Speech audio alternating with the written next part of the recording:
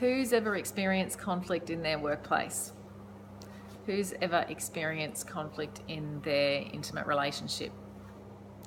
So today I want to talk about conflict in the workplace and what we can learn about this. But to give an example, I'm going to pick on my poor husband, Earl, whom I pick on for everything.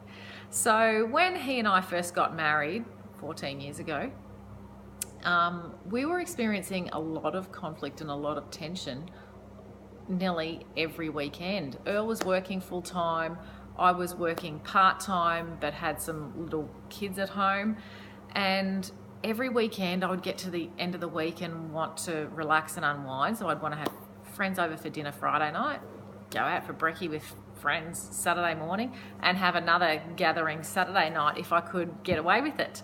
And there was lots of arguments because Earl was like, "Christy, can't we just relax and spend some time at home?" And I was like, "What do you mean? This is relaxing." And it wasn't until we went and had some counselling and spent some time reflecting that we both realised we weren't deliberately trying to annoy each other with arguing about what would happen on the weekends.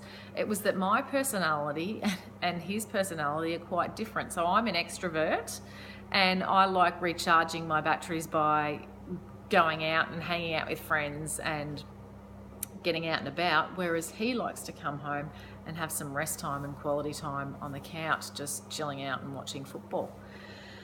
So what we can learn about this, about our relationships with people and what sometimes happens in conflict in teams in workplaces, is that people can become sensitive or take personal insult to the way other people in their team are operating. And what I spent time with a team last week talking about was, not everything is personal and doesn't need to be taken as a personal insult.